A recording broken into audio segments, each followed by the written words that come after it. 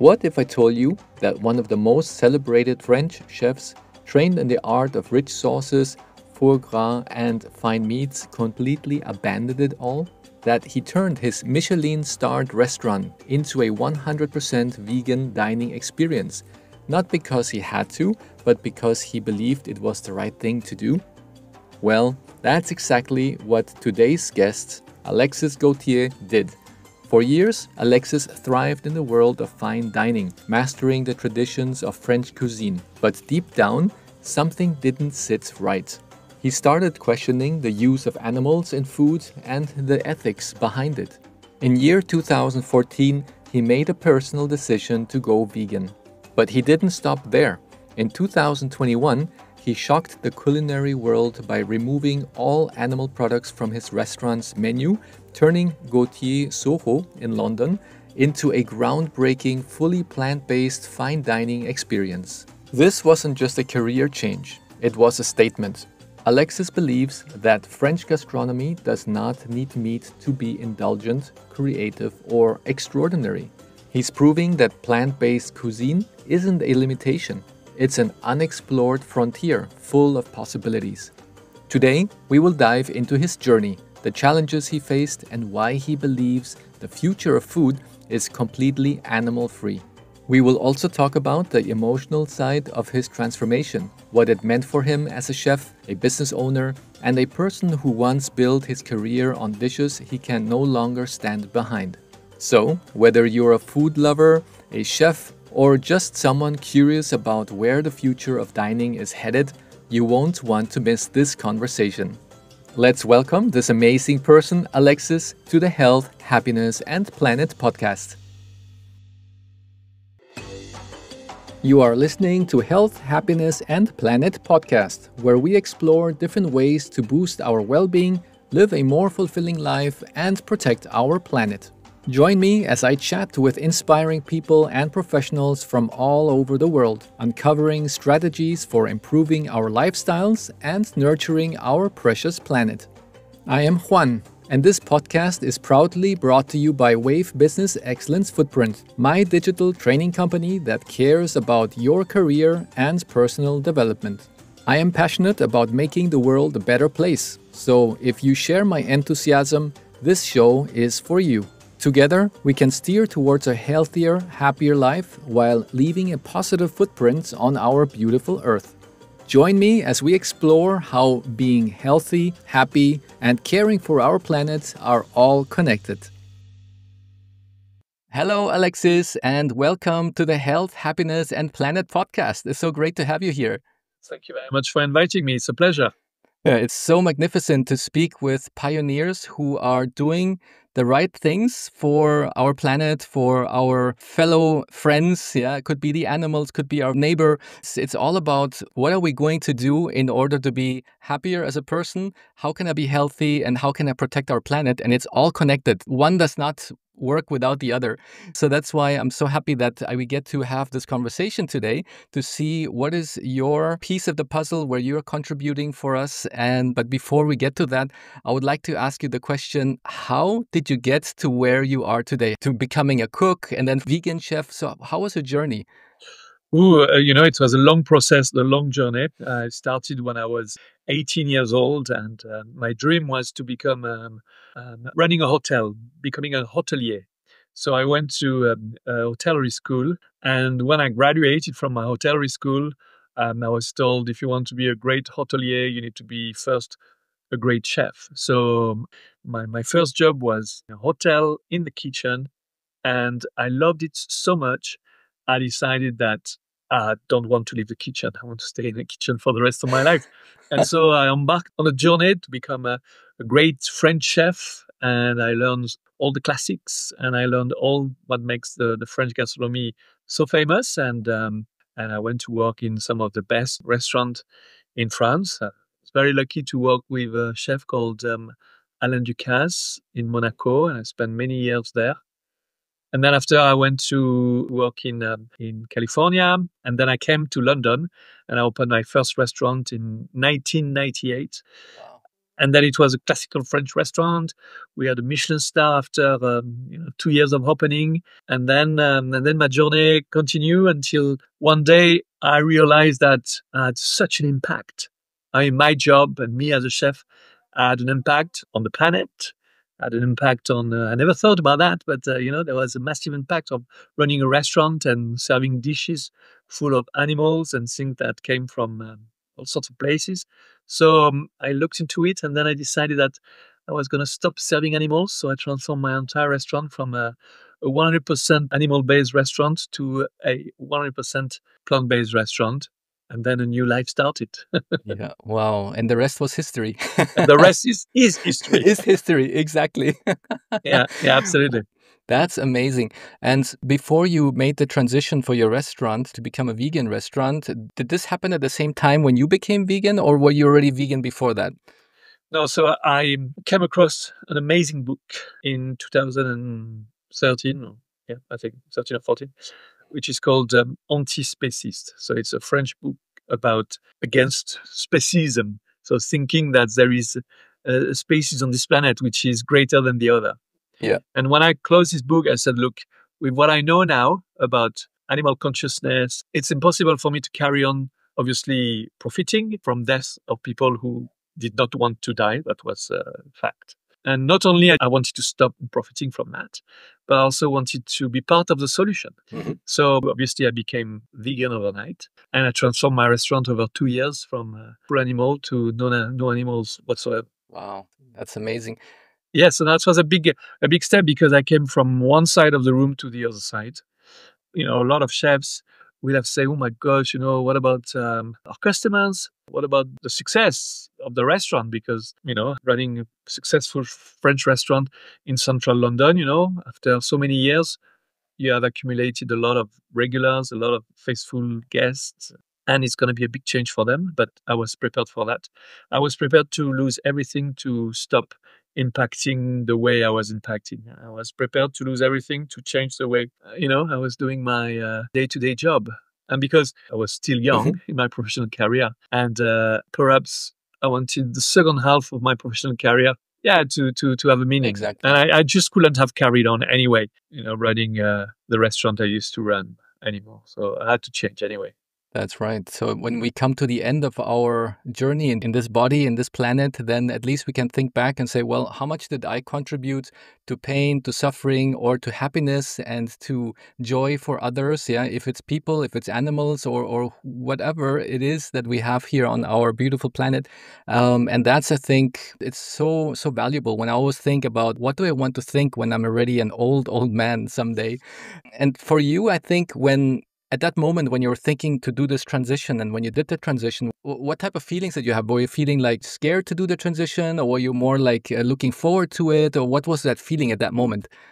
What really fueled my desire to change was my fear of being the spectator of this atrocious world which I was part of. Yeah. I wanted to get away from this world where I'd been conditioned into. The world where I've been, in a way, domesticated into. I wanted to undomesticate myself from everything that I've been taught and I was made to believe, just to be in this box, in this life box. But now I was free from, at least in my head, it would have been impossible to carry on what I was doing. I would have been in jail, really. So it's like a road to redemption. Yeah. You were talking about, the minute, the last second on this planet, and thinking, did you do the right thing? The minute you knew you were doing the wrong thing, and I would have said, yes. It makes you free, really, and it makes you do things in the right way, because I wasn't doing them against my wishes. What was giving me the energy to change my restaurant, what was giving me the energy to change the way I cook, the energy to talk to other people and try to convince them, was this certitude that I was doing the right thing. And I didn't have that before. And this is so easy when you know you are doing the right thing and you know you are contributing for a better world, a better future. Well, let me tell you, every morning you wake up and you are the happiest man or woman on this planet. And this is what was happening. Perfect. And you know you're on a mission, and you know that at the end of the day, you are not the only person working in the kitchen. You have a whole team that you have to Yes. rely on. So you have to transfer that vision that you have and that mission that you have to the others to get everybody on board and to see if they're just as excited as you are to get onto this new journey, to see how are we going to do this? Yeah, how are we going to still deliver absolutely tasting food for all of our very demanding customers and still keep the same level of quality that we've always had in the past. So I think that was perhaps challenging, to first convince that new vision to your team. Yes, it was very challenging. But the wonderful thing in life is when you are doing something which is real, it doesn't take me long to convince people that Yeah, because when there is life or death involved, you have to be a monster to be on the side of death, really. yeah, If I tell you that, we are going to stop torturing, tormenting, and killing intelligent animals aware of what is being done to them, if you tell me, oh, no, no, no, no, no, I carry on doing that, well, I don't want you in my life. We are. yeah, So it's kind of easy, I would say, to convince the people who work with me that everybody understood what I was trying to do and everybody went on board. I mean, some people question the economic side of my decision, but on a wider thing, it was the right thing to do. And yeah. yeah, I mean, everybody around me was absolutely wonderful. My employees and even my customers, those who were not keen to try my new creations around Hmm. plant-based cuisine, although they may not want to have my plant-based cuisine, but they understood and they respected. Not a single person, I think. I mean, a few people, but very, very, very few percentage of my old customers said, "You're crazy," or "You're mad," or no, no, no. Yeah. Everybody. So I think it just shows that there is a future for altruism. There is a future for being kind to one another. Just as I said, we are so domesticated from the moment we are born into thinking that Yeah, it takes a while to undomesticate people. that's right. For example, in my case, when I became vegan about 10 years ago, Yes. my initial reason was because my health was not doing so well. And then I transitioned. And then when I transitioned, I was like, wow, my health got better. But look at that. I'm actually doing so many other good things for the animals, for Yeah. the planet. So it opened my eyes. And the most interesting part is that after being vegan for many months, I realized that I started feeling other feelings that I did not feel before. I've started feeling more affection. I started feeling more what other people are feeling. So I was more sensitive Yeah. to the emotions of others. And the most interesting thing, there was not only the emotions of people that I was feeling, but was the emotions of other animals. When I was near an animal, I could feel what that animal was feeling. And then I was even more shocked about that situation because I was thinking before, I did not feel that. Before I was like numb. I know. Yeah. And I know. Yeah, absolutely, yeah, absolutely. I totally understand, and I think a lot of people go through these stages. But it's such a wonderful thing to realize that you can actually connect yeah, with animals in the way you have yeah, just described it. yeah, It's a new birth, I think. It's a new exactly. life that starts Yeah. when it happens, and it's so wonderful. I see, for example, some animal sanctuaries when you get to see how another cow or a pig are just like a dog who can just come to you and want to cuddle and want to have their nice time together next to you. They're just there and they're feeling it, and you can see how happy they are. And I'm thinking, like, wow. And we were taught that cows were just produced in order to be killed and served on the plate. I did not know that they can actually be like any other animal who can be affectionate, who can have feelings. And these are like these aha moments that it just was like, wow, it's amazing that, we are just so blindfolded when we grow up. Yeah. Yes, yeah, it's the way we are taught. It's hardwired Yeah. in our brain, and it's very difficult to detach Yeah. ourselves to. But when you can do it, it's a liberation. It's wonderful. Exactly. And I think there are many countries it's illegal to get close to a factory or a slaughterhouse because they're scared that people will just not want to eat the food anymore because they see what's happening. So it's actually not allowed that any normal person would get close to those places. Oh, well, I tell you, this is when I hear that, it really, yeah. I mean, if we have come to this, it's Yeah. bad. Yeah, I mean, this is a old world trying to hold on to what they have, but I know that it will take 1 or 2 generations before the world has been convinced that we need to stop impacting on the animals, Yeah. and we need to leave them alone. That's all.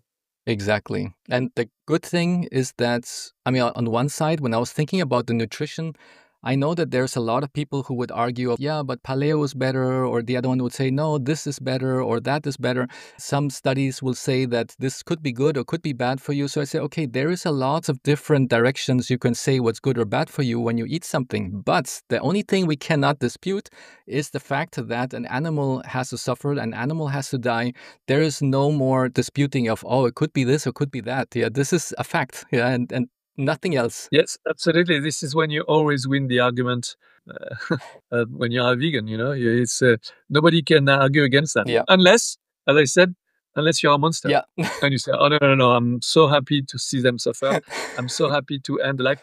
But if someone tells you that, you know, they've got a problem. Exactly, exactly. And that's why if I just think of a child, when they put a farm animal next to the child does not have the instinct to just stab a knife into that animal. The child has the instinct to play with the animal, to pet the animal and not to kill it. So I think that originally our instinct is to be kind to another. And maybe that's why our species is called humankind, because we're supposed to be kind.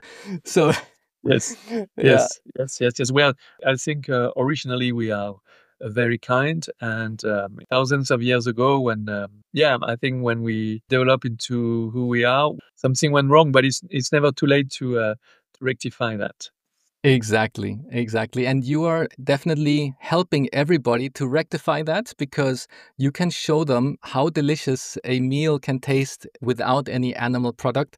So I'm just very curious because I know that a lot of famous people have also visited your restaurant.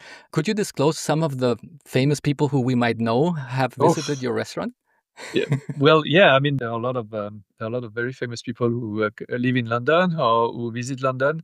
Actors like Tom Cruise, or pretty much every year we organize Paul McCartney's birthday here Yeah, at Gautier Soho. I mean, there's it's so many. so many. Yeah, anything you know he's vegan will have come to Gautier. So that's for sure. Anyone who is kind to someone else will have come to try Gautier. So yes, yeah, yeah. Fantastic. So I think that's already amazing marketing when people can see, wow, Tom Cruise went to have plant-based meal, vegan meal, and I don't know, Billie Eilish also went to that place, Yes, absolutely. Yes, she did her birthday here. Yes, we organize it. Yeah. and this is like so amazing because then people say, well, I want to do what Tom Cruise is doing. I want to do also what those other famous people are doing. I want to eat what they're eating. I mean, for me personally, it was like opening a totally new world when I started eating vegan food. I'm like, wow, what is quinoa or what is and there were so many different things that I did not even know existed. And because for me, before becoming vegan, it was just like a box method. I had either rice, potatoes, Ah, and yes. then I had like chicken or fish or maybe a little bit of turkey. And then maybe one string bean next to it, two leaves of salad, and that's it. And that was my first 30 years of my life. And then now becoming vegan, I'm like, oh my God, there's so many different things. And there's buckwheat and so many different ways of serving it. And I just see colors and explosions in my brain when I eat all that new food that I'm thinking, wow, this is a new world I did not know about. Yeah, absolutely. And so for you, it was a big change. But can you imagine for a chef, it's even more for me. And I very often say that it was like discovering a new planet Yeah. because suddenly, and you can imagine how the French gastronomy is structured. You know, there are things Hmm. you can do and things you can't do in the French gastronomy. And suddenly, when you free from the shackles of this, you know, hundreds of years of chef with their big heart and telling you do this, do that, this is the way to do. And suddenly you put that everything away and you start cooking with the color of the world, you know, the color of the planet. You know, it's green, it's yellow, it's bright, it shines, it's deep. This is why it's there. It's for us to eat. Animals too, they eat it, but it's for us to eat. I don't believe we were made ever to eat animals. We were made to eat plants. And the reason is because we've got long arms, so we can pick things on the tree. Hmm. If we were meant to eat animals, we'll have long teeth, and we will be jumping at. Yeah. We're not designed for that, so there is Mhm. no reason to try to go against our morphology, you know, our physiognomy. So that's why it's going to change because we are going to go back to what we were meant to be doing on this planet. Exactly. So powerful. I mean, at the moment you have, I think, two restaurants in London. I've got three restaurants. Three? So there is Gautier Soho, which is the high-end ultra gastronomic where you come and have your birthday. Uh-huh. And then we've got just the level below. It's called the Studio Gautier. And Studio Gautier is more like you can eat à la carte, you can have dishes to share, and it's much more relaxed, much more relaxed. And then we've got 123V, which is our entry-level restaurants where we develop all our sushi, plant-based sushi, and you can have cuisine from around the world, but it's mainly where we create the most amazing sushi creation, because Japanese food is the most popular food in the world. Mhm. People eat sushi without realizing that they are impacting and emptying the oceans and killing people who don't want to die. So it's like a emergency. We have to use our creative skill as chefs to Exactly. develop delicious Japanese-looking sushi food that no death is involved. Fantastic. Yeah. And I've seen a couple of your posts on Instagram. So also big Yes. congratulations from my side. I can encourage any listener in this podcast at the moment to take a look at your Instagram channel, because there's so many interesting things there, even funny things. There are also fantastic quotes. I love your quotes that you say, because they're very short, precise, but straight to the point. And Yes, really, yes. they're so straight to the point that it makes any other person who's not vegan really think about it, thinking, there's something to it. Hopefully, Yeah. hopefully. Yeah. And I think additionally to that, you also have a consulting company. Is that correct? Yeah, so we have companies, just a little bit perhaps like you do, but for us it's more geared toward hotel and restaurants Mhm. who want to introduce more plant-based creations for their guests, but most importantly, who wants to bring this state of mind to their chefs or to their employees. So, for example, we work with a group of hotels in Mauritius Mm. who have made a pledge to be so much more kind to the planet, or at least to the island they are on. And one of the things was to introduce more and more plant-based creations into their offerings for their clients. And so we work with them, we train the chefs, we visit there, they come and visit us, and we share our knowledge. Obviously, while retaining their identity from the cuisine they do in Mauritius. So we provide that.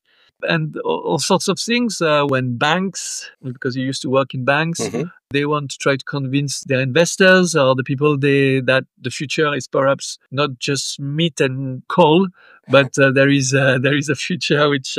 So they usually ask me to come and talk to them. I'm very happy to do that, because this is the shortest way to get things changed.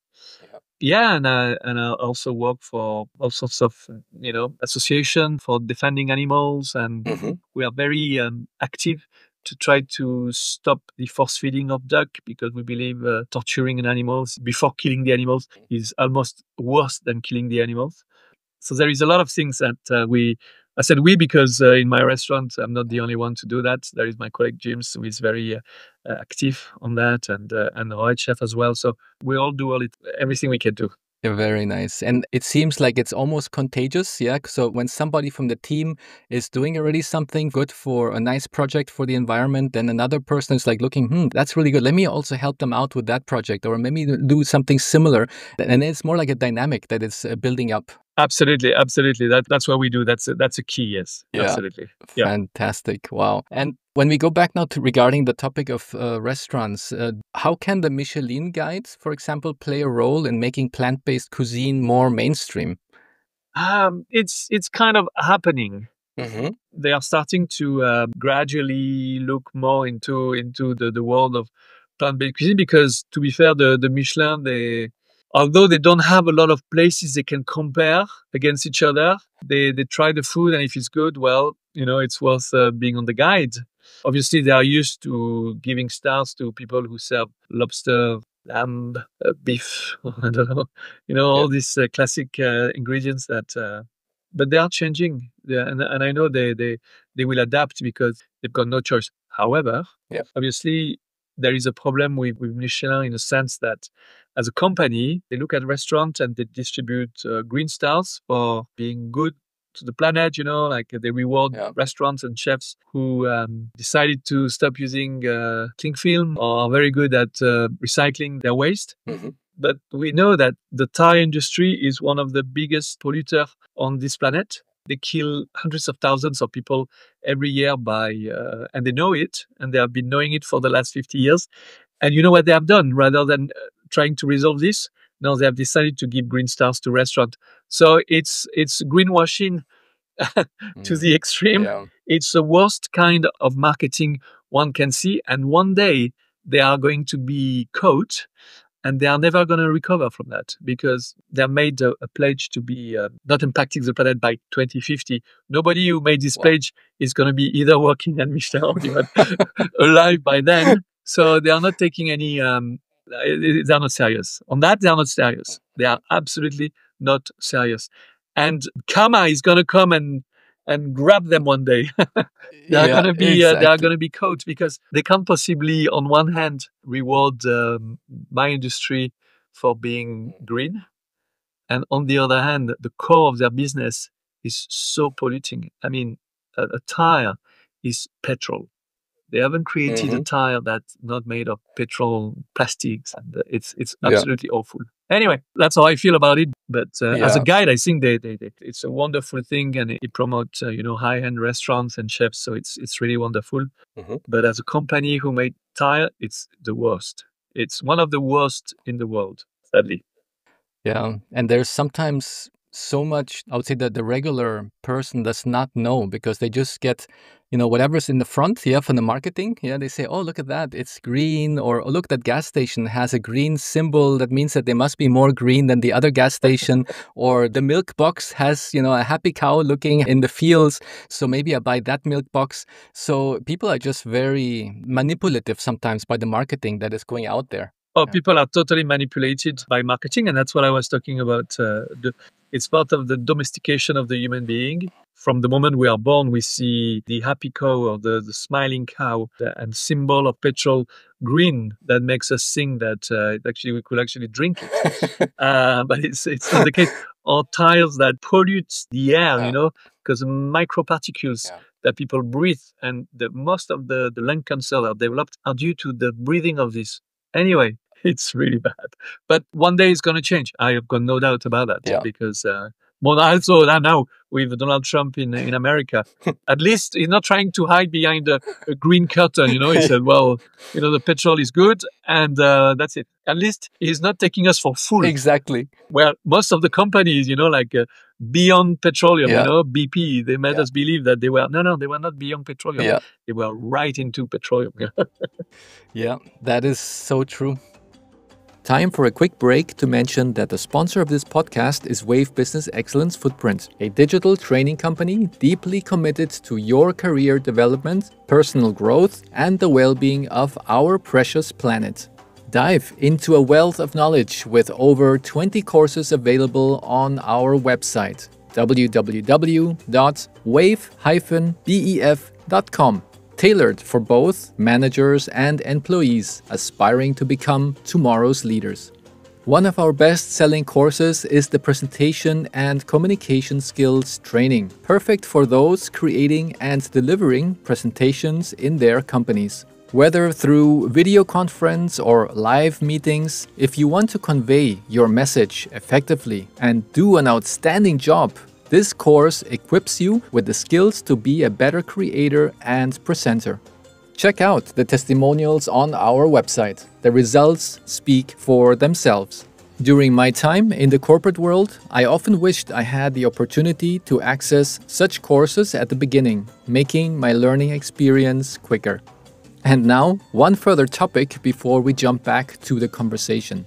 For those of you resonating with the themes of health, happiness, and planet, discover information about our 3-day retreat in Spain by reaching out to my team at the email address hhp@wave-bef.com. You will obtain further information about our life-changing retreat held once a year, together with some of our remarkable podcast guests. Each retreat is unique, leaving you energized with a set of simple tools to take control of your health and happiness sustainably. And the best part, you will be surrounded by like-minded individuals, ending the retreat with a personal action plan shared regularly within the group.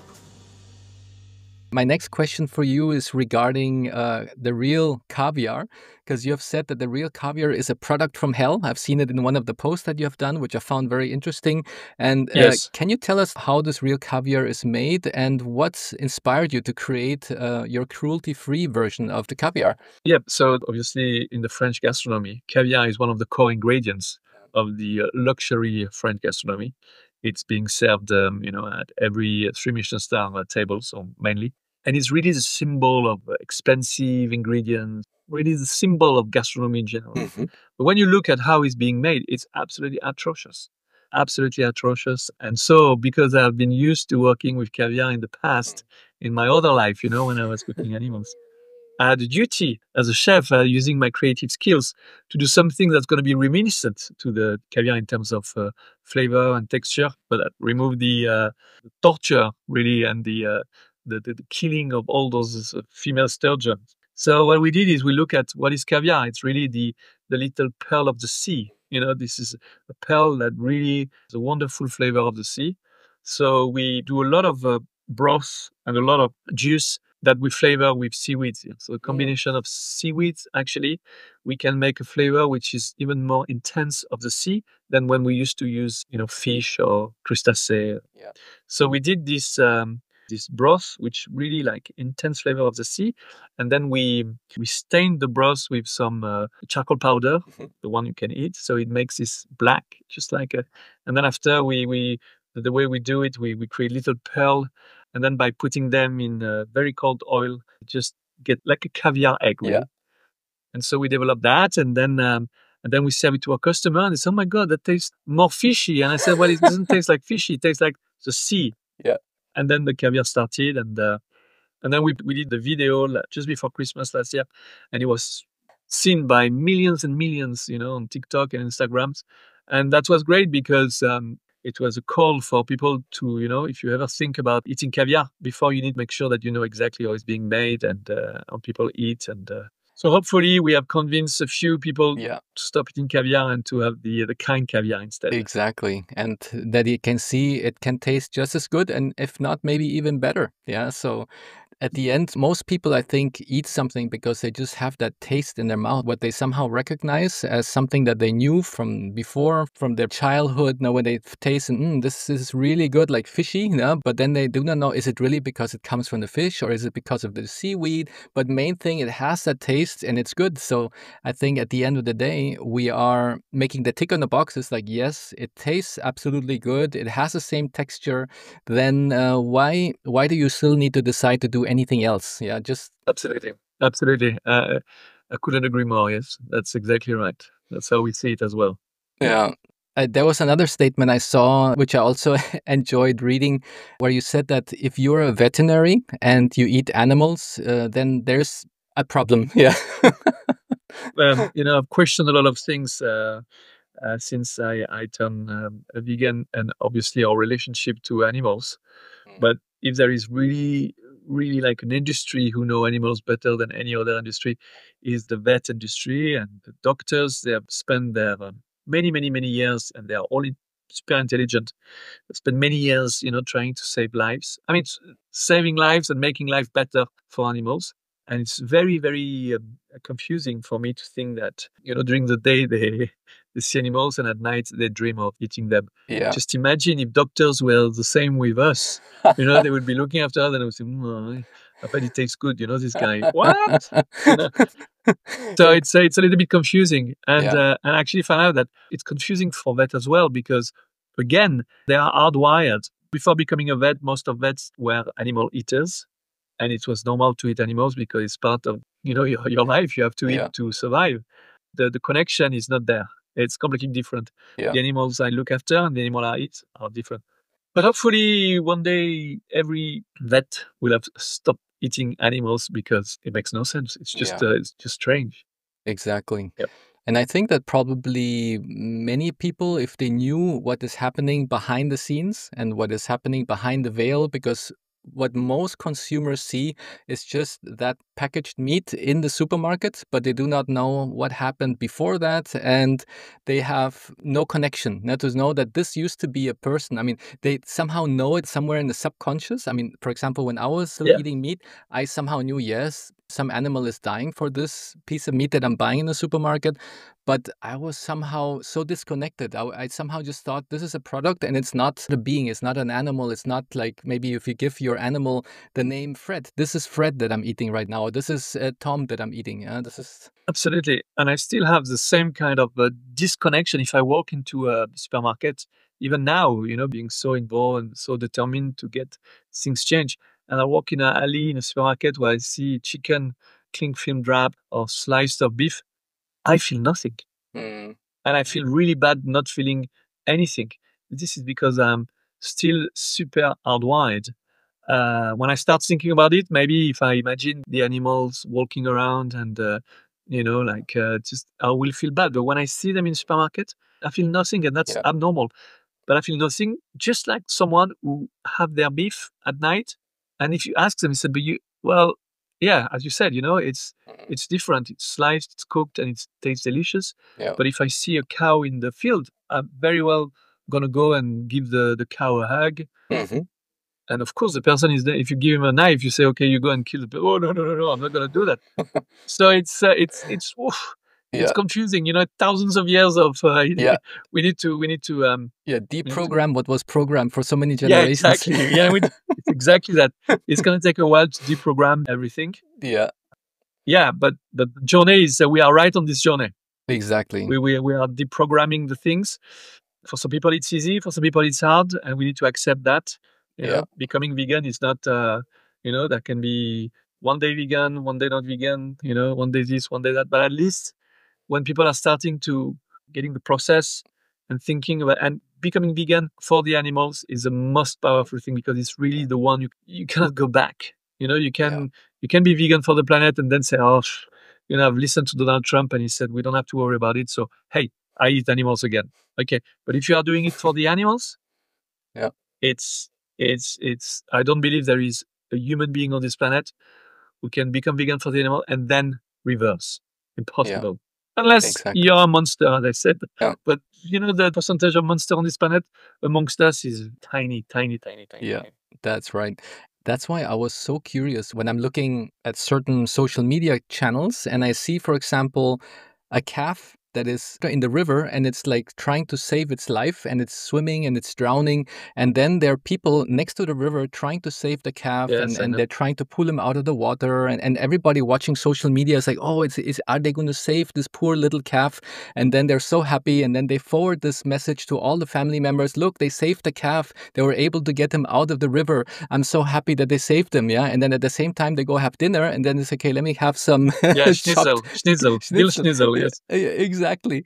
I So know. it's like, wow, how can there be such a disconnect here that you on one side, you're so happy that they were able to save their life. And on the other side, you just do not know that you just paid somebody to put that piece of muscle on your plate for that dinner time. Yeah, I mean, we have a problem and we need to address Yeah. it because that's a Yeah. problem. We have a natural compassion when we see these, but as you said, because we don't see it because it's behind closed Mm. doors. But we have moved because I was reading this book, and there was this French writer who was describing a street in Paris just after the First World War, and he was saying that butchers in Paris, early 1920s, would attach a live pig outside of their shop to attract customers, and they will encourage mother with their children to pick the pigs, to slightly torture the pigs, to play with his ears or to play with his tails, just for the pig to shout, and that will attract customers to come and buy charcuterie in the Wow. butchering shop.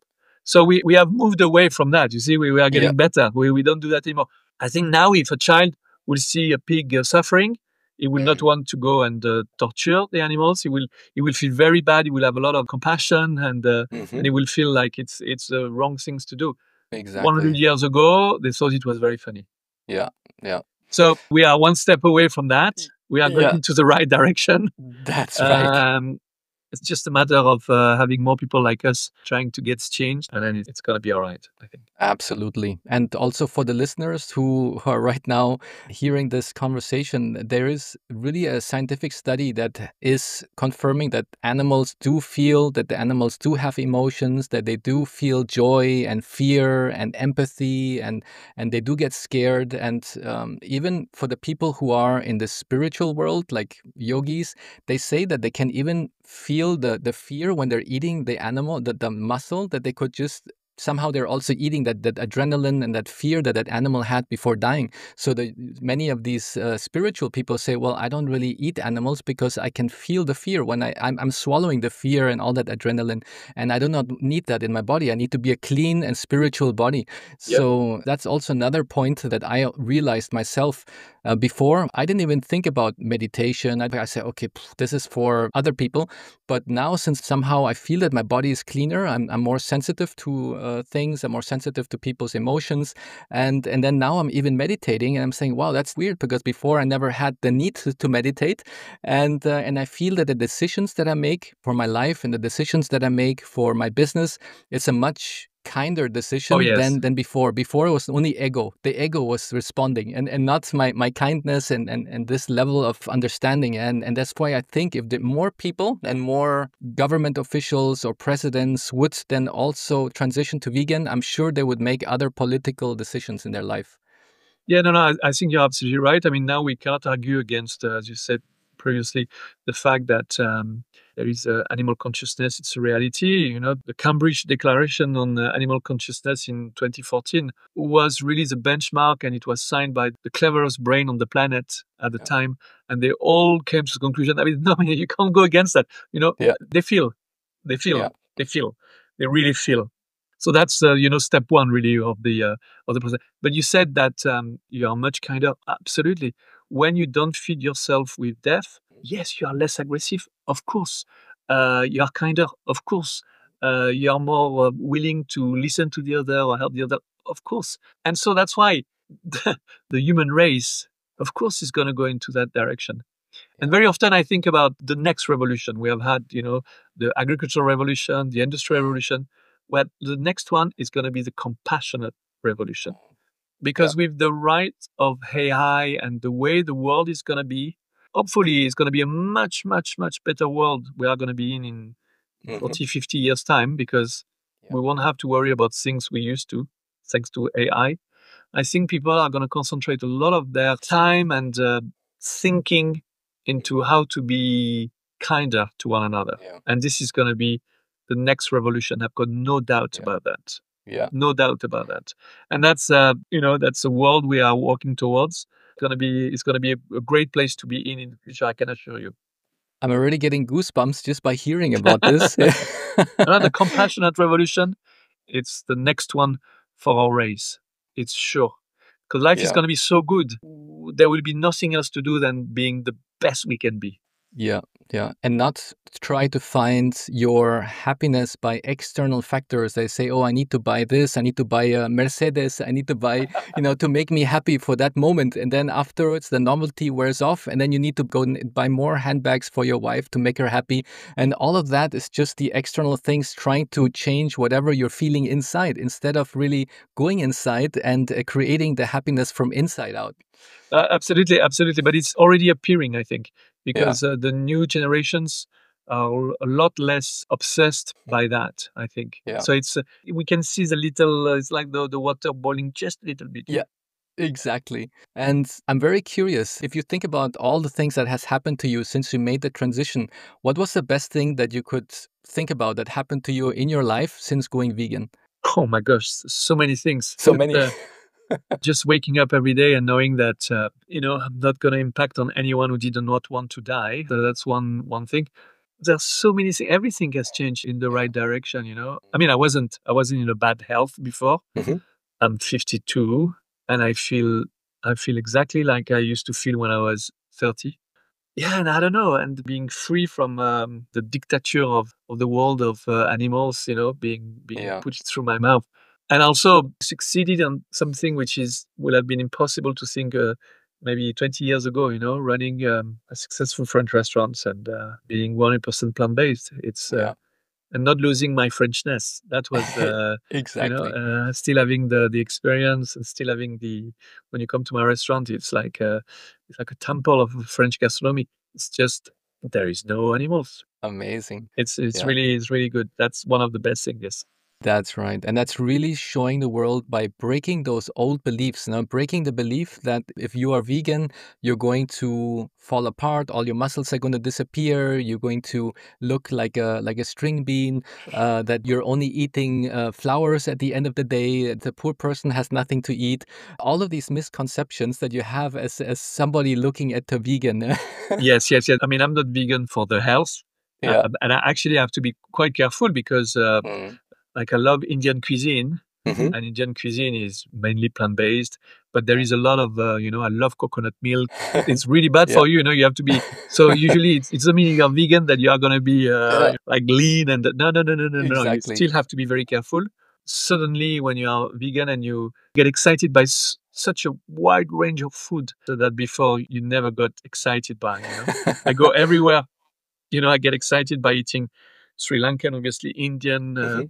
Vietnamese, South American, Mexican food, something that in the past, as a Yeah. classically French chef, brought up in France, I would have never looked at. But now I feel Yeah. really excited to try the color of the world Yeah. and the cuisine of the world that reflect the planet. And I just want to eat it. I just want to discover it. And a journey I took, I would have never taken if I had stayed in my foie gras and That's right. the roast fillet of beef. And as they say, the development only happens when you come out of your comfort zone. Yeah. So Yep. if you just stay in your comfort zone and say, oh, I'm just going to do what my parents did, what my great grandparents did, and I'm going to do this, just be a chef, but I'm just going to do whatever is that classical, what chefs Yep. usually cook. And then you're in your comfort zone. You're not really challenging yourself to do anything out of the box. And then you just have a regular life. Yeah. And suddenly you try things outside of the box and you start seeing new things, you start innovating new things, and then you just your soul just like it lights up. Yeah. Absolutely, absolutely, and I think that's what life should be about. Life is too short, really, to play safe. That's right. Yeah. So if someone is considering exploring the plant-based lifestyle, going vegan, what would be some of the do's and don'ts that you could recommend that you made a mistake when you were starting? Or is there some experiences that you could tell somebody who's listening to this podcast who say, okay, they have spoke a lot about it. What do I need to maybe watch out? What are do's and don'ts? I mean, obviously, it's not everyone, as I said, who is going to be able to turn plant-based from one day to the other and decided not to have an impact. I fully understand that it's not easy. So I think being kind to yourself, as long as the intentions are good, it's important to go for it and not to judge yourself if one day you have had this impossible to resist Caesar salad with chicken. I don't know. I'm just thinking, but usually people. It's usually when they go to a Japanese restaurant with their friends, they said, Yeah. "Oh, I don't want to have just a cucumber and avocado. I want to have the tuna. I want to have Mhm. the octopus." Yeah, be kind to yourself. Don't be too harsh if you want to change the way you eat. And slowly, slowly, slowly, you'll see that you are going to find so many delicious things in the world of plants that one day you are going to stop. You're just going to stop naturally impacting the animals. That will be the first thing to do. And then after, looking for new flavors. Yeah, Mhm. as you said Yeah. earlier on, not staying in your comfort zone. I think not being scared of because if another human being is eating something you have never had, and if they love it, you're probably gonna love it. Mhm. Because we are all Yeah. pretty much made the same on this as a race. So I think it's being able to open to new flavors. It's a wonderful way to take a new turn in the way you feed yourself. And I think when we as humans come to this world, it's to experience different types of sensations. Yeah, you have five senses. You got your feeling, you got your taste, you got your hearing, your eyes. And it's a shame that you only use your taste for a very specific small spectrum. Why not just give it the full spectrum and just taste everything what Mother Earth it has to offer? Yeah. Yeah, absolutely, absolutely. I think it's vital. It adds something to your life that it's probably you didn't think it was gonna add. Yeah, it's so much pleasure to take. especially with food. I think there's so many people who show their love to another person by creating a beautiful meal. That's a way of showing your affection and your love for another person, because you're creating something that's so delicious, you know you're going to explode their taste buds, you know it's going to make Yes. rainbows and stars in their head. And that it's magical. And in a previous episode, I spoke with Dr. Neil Barnard. He has now the statistics how long it takes for you to change your taste buds. He said it's usually somewhere between 3 and 6 weeks, that when you are only eating plant-based and vegan, that after those round about 6 weeks, your body or your tongue will not require anymore the taste of meat or the taste of fish or any, or maybe even cheese, because cheese is super addictive. Yeah, yeah. Yeah, no, absolutely. I believe that. I think it's the fats from the animals that lingers, Hmm. and this is what really looking for when we eat meat or fish, this richness, this fat. Yeah. 6 weeks seems like a short period of time, but hopefully he knows better Yeah. than we do, and it's good to know. But the thing is, the key is not to go into the world of plant-based thinking you are making a concession on your taste buds. Yeah. Actually, going into plant-based, you are going into a next gear in terms of flavors and the sharpness of the tongue as well. Yeah. You're much more sharp, Sensitive. Yeah, yeah, sharp. Yeah. sensitive when Uh-huh. it comes to flavor and dissecting the different flavor in your mouth and recognizing different spices and the retrofaction is much more sharp. Hmm. So I think it's a plus. You're becoming a better human, like slightly more when you Yeah. turn plant-based, I think. That's right. In my own experience, when I used to eat a lot of meat before, probably even 3 times a day, and I hope my karma will change at some point of time. But I'm sure. I remember that it took me around about between 6 and 8 weeks until I transitioned, because I had to go a lot of business dinners. And Okay. usually, when goes to business dinner, the people, instead of looking at the meal you're having, they look at the price. Oh, this is the most expensive meat the company's paying. I'm going to take that one. So I've been seeing my colleagues how they eat like these big steaks and T-bone and all that kind of other meats, and I'm just like looking at that. And just after I made my decision, I'm going to be vegan, my mouth was just like watering. I just wanted to jump on his plate to grab that piece of meat like an animal, because I did it from one day to the next. I just decided that's what I'm going to do. So I noticed really between 6 and 8 weeks it took, where it was like a light switch. From one day to another, click, the light switch changed. And then I could look at somebody eating the meat. I could look And and you didn't want like, to, it didn't yeah, make anything to you, yes. exactly. It's nothing happens. I Mm. look and I say, well, yeah, good. I mean, if you like it, you can eat it, but I don't have any more reaction. Yeah. Yeah, that's good. That's good. Well, it's 2 months. Yeah, 6 weeks. Yeah, Yeah, eight exactly. weeks. Yeah, yeah, yeah.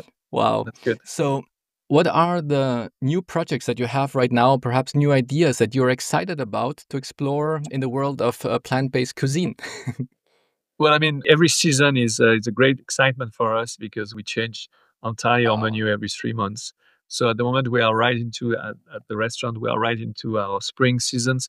Super exciting, but we are already thinking about the summer and how we are gonna interpret summer 25. So looking at the ingredients are gonna come up and trying to imagine how we are gonna make them the star of the dish. So that's really exciting, but that's purely on the creative side. Yeah, I've got other projects. I'm writing a very important book for me about the classical French vegan gastronomy. So oh, trying to reimagine the for the future generation, hopefully, of our future chefs. The book I didn't have is the one I'm writing. So the book mhm, I wanted to have as a chef, if I didn't want to lose my French identity, but yet cook plant-based cuisine. So that's yeah, one book I'm writing. And also because I come from south of France, I'm planning to finish a book, which I've almost finished, on the cuisine of south of France. wow, So that's really exciting because obviously the cuisine of south of France is so geared towards vegetables. yeah. I mean, really, the south of France should be the nirvana of plant cuisine. So I'm writing this book, so that takes a lot of my time, but it's super exciting. Wow, these are Yeah. magnificent projects. Yeah, Yeah, no, really no, they nice. are really, really interesting, but it takes a long time to write recipes and to make sure that they work and take some beautiful pictures, and so that's why I'm working Fantastic. most of my time now. Yeah. And I'm just curious, is there actually also a certification for a chef to become a vegan chef? I'm not sure if I read something at some point of time, if it's something official or is it something that somebody made up? I'm not sure. No, there is nothing. There is nothing official. You can go to like the Cordon Bleu in London or in Paris when they have courses of like vegan plant-based certificate. Yeah. But there isn't like such as like a school. I mean, there are some schools, but there isn't like an official diploma. There should be really, but this is not something is happening at the moment. Okay. I mean, there is in Switzerland. I think there is a hotellerie school that provides some sort of high diploma in vegetarian cuisine, but that's the only one I can think of. Maybe sometime in the future could be one other future project that you might be motivated to I mean, do. that's Yeah. I'd love to, but that's the reason why I've written this book. So at least the school who are not into plant-based cuisine, they can buy the book and they can have it for their students who want to Yeah. look into the world of a plant-based cuisine. Yeah. Fantastic, fantastic. Very good. So I do have the final question, and it's the same question I ask every single guest in this show. And it is, what is your definition of happiness? Oh, my definition of happiness. It happens. I mean, you're gonna think it's crazy, but my definition of happiness is going home and being loved by my dogs. Yeah, yeah, wow. Those beautiful creatures, they were waiting for me all day, and they see me again like I've left for years, and they provide me unconditional love. Yeah. Nothing is attached. I could be the ugliest person, I could be the poorest person. They just give me 100% of their love. One little thing that happens almost every day that makes me really, really, really feel myself with love.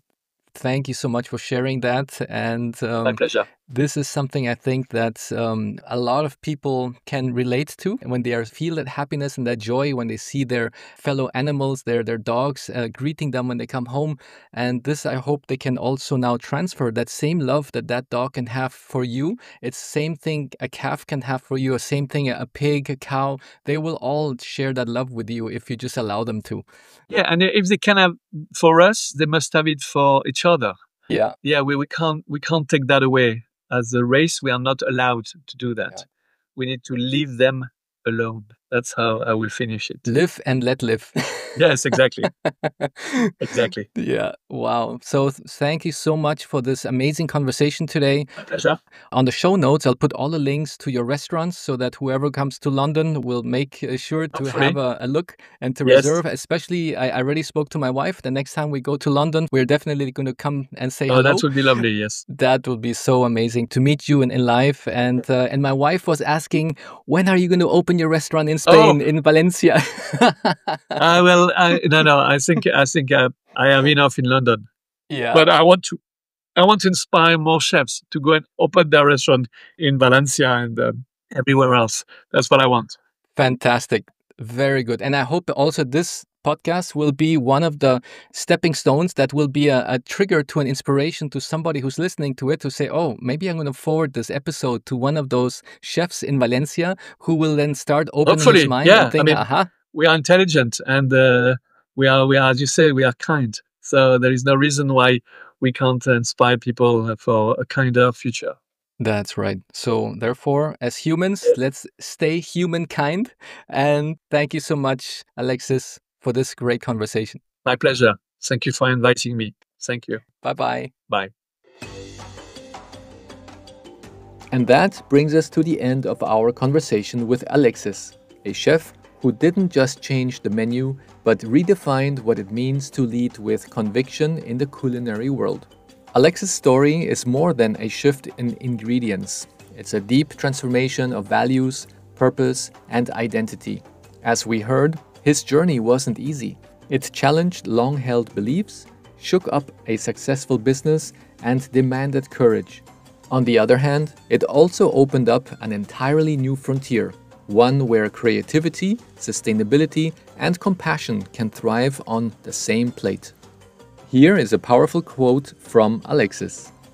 I believe it is our duty as human beings to leave the planet in a better state than we found it, and a very good place to start is addressing the impact we make with our needless and selfish consumption of animals. If you are a kind human being, you should have no desire to ask someone else to kill an animal to feed you.